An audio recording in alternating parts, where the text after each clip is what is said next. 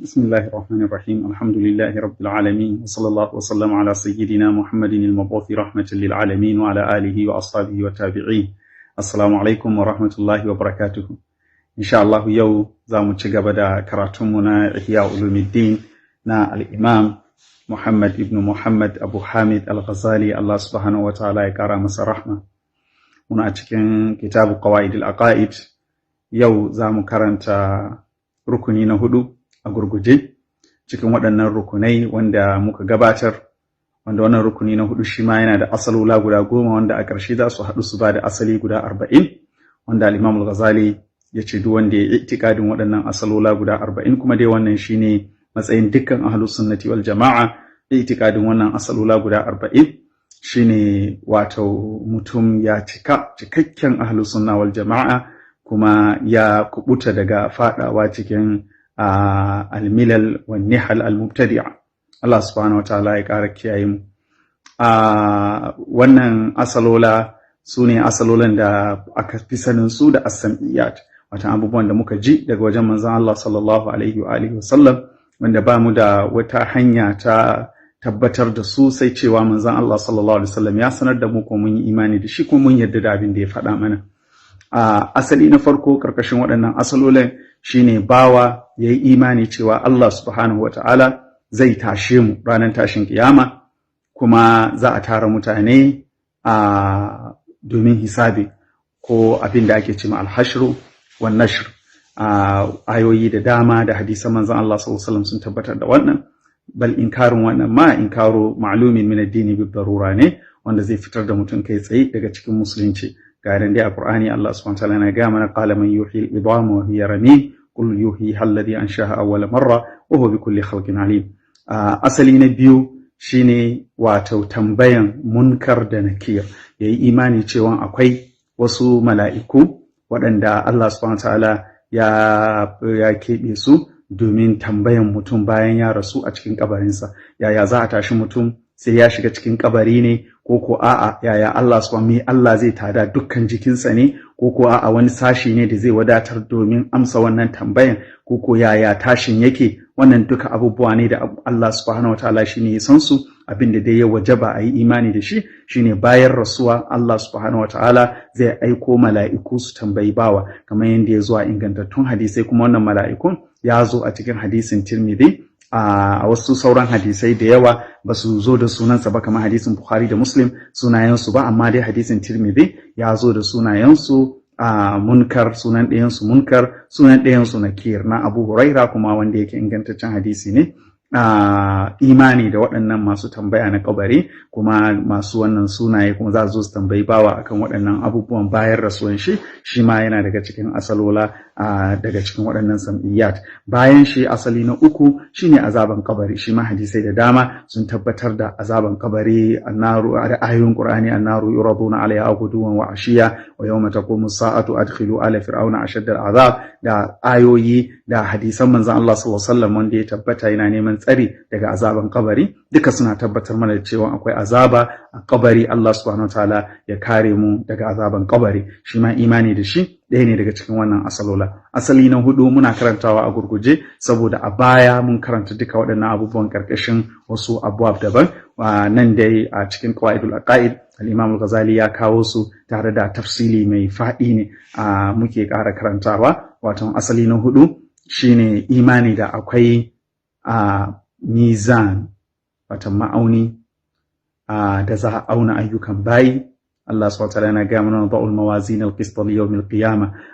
Za a auna ayyukan bayi a kansa. Yaya ma'aunin nan yake, yaya awon yake. Magabatan mu Allah ya kara masa yarda sun yi imani da wannan tun kafin su san wato abubuwan da ilimin zamani, technology na zamani ya zo da su, wanda yake nuna mana abubuwa ga sunan za a ɗauke su abin da ake cewa software. Ga abu nan yana ƙunshe da abubuwa da yawa littafai masu yawa wanda sun isa littafin aikin mutum gaba ɗaya tun halittansa tun haihuwansa har zai shekara 100 ya koma zuwa ga Allah, duka za a saka su a cikin wani abu wanda yake wannan abin ba a ganin shi ba a taɓan shi amma kuma yana nan. Misali littafi ne kuma dai menene Allah subhanahu wataala ya tanaje shi kuma za a ga wannan abin kuma iPhone yana nan a matsayin software ranar tashin kiyama a lokacin da bawa ya so zai iya komawa zuwa ga wannan abin. Asali na 5 shine sirati. Dole ne a yi imani cewa akwai sirati, wato sirati dai da ake ratsawa ake wucewa. Allah subhanahu wataala ya samu cikin masu keta sirati kaman ƙasa da kiftawan ido.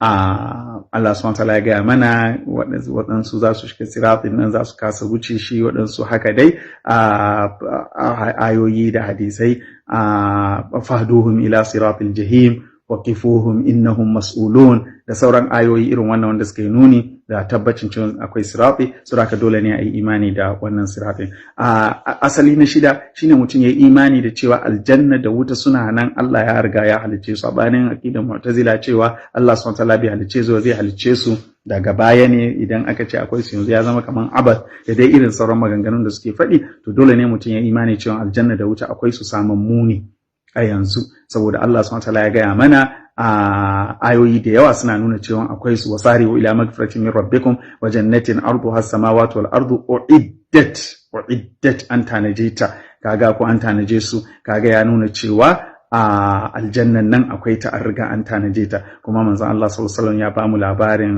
ziyaran shi aljanna da haka dai hadisai da dama, uridat alayya aljannatu wan naru ardaha hadal ha'id. Kuma duka dai mun san waɗannan hadisan suna tabbatar da abin da ya riga abin da wato yake a hakika ne, ba kamar yanda wasu suke gani kamar khayal ne ko wani abu ne kamar talbijin ko makamantansa ba.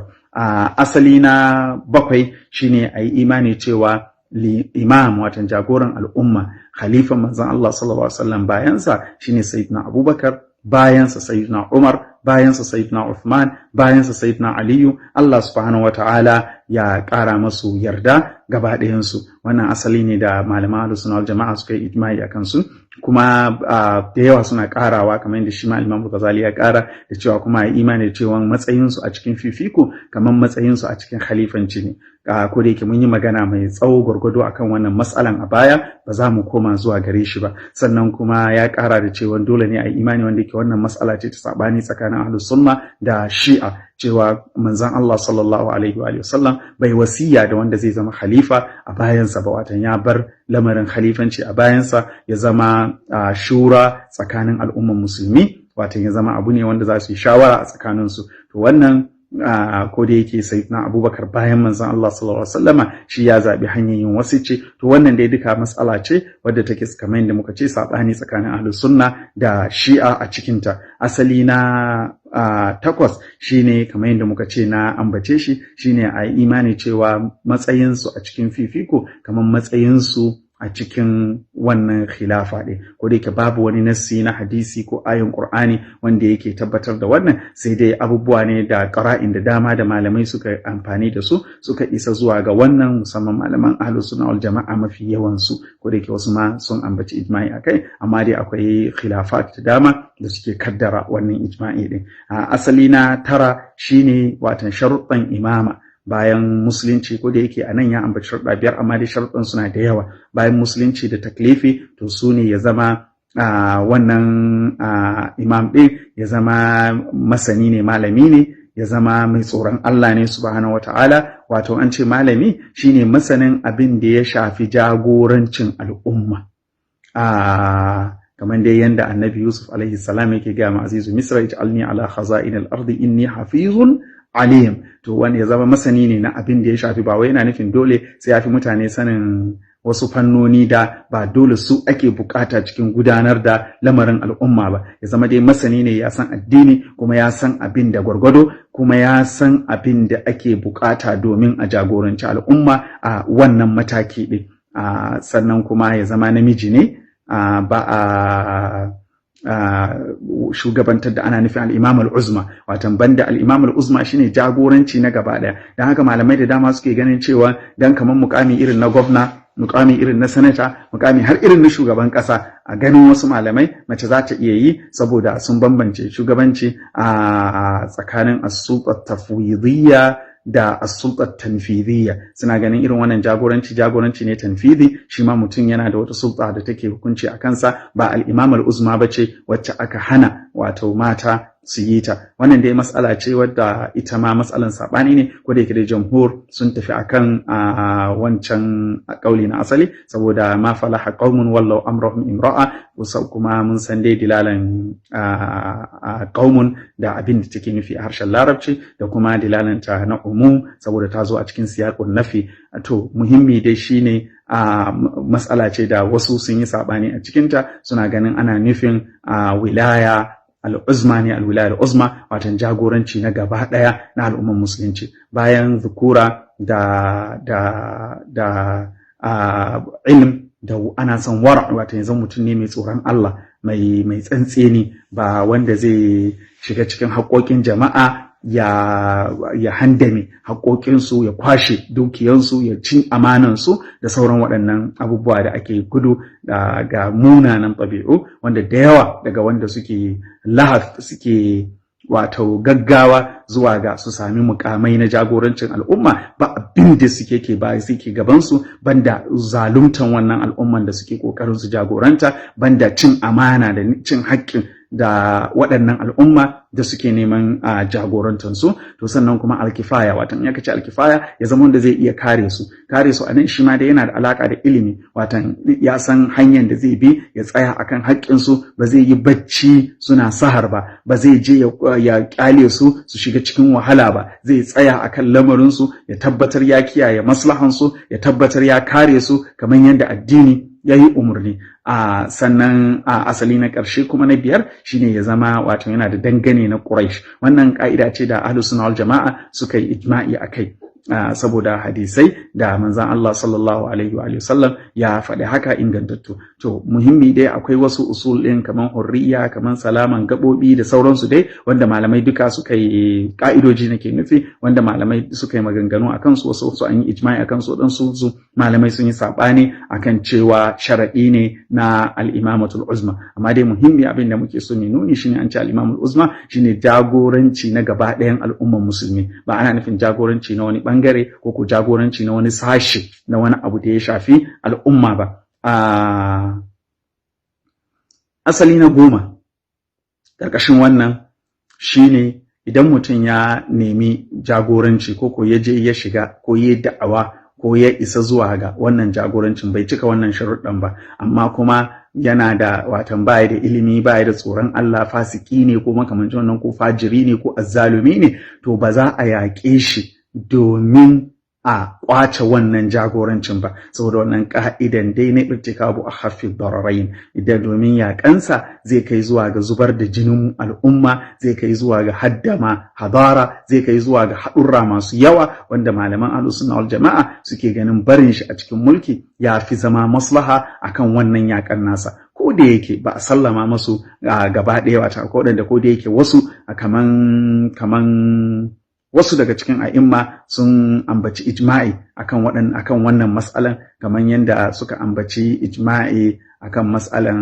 danganan Quraysh, kamar Al-Mawardi ya ambaci ijma'i akan waɗannan abubuwan guda biyu. To amma dai mas'ala ce wanda yake wasu sun saba akai, suna ganin cewa za a iya wato ƙoƙarin idan ya zama zai haifar da kharab ko fasad ko makamancin wannan, amma dai malaman Ahlus Sunna wal Jama'a jamhurin su ko a ce ma ijma'in su sun tafi akan ba za a yaƙe shi ba, saboda kada a kai zuwa ga jawo fitinar da tafi wannan isan nashi zuwa ga mulki. Amma wannan kuma ba yana nufin ana kuskurantar da abin da Sayyidina Hussein ibn Ali alaihi salam yayi na neman wato fita a jagorancin masu usat al-bughat a lokacinsa, wanda yake ya fita akan mulkin Yazid ibn Muawiya,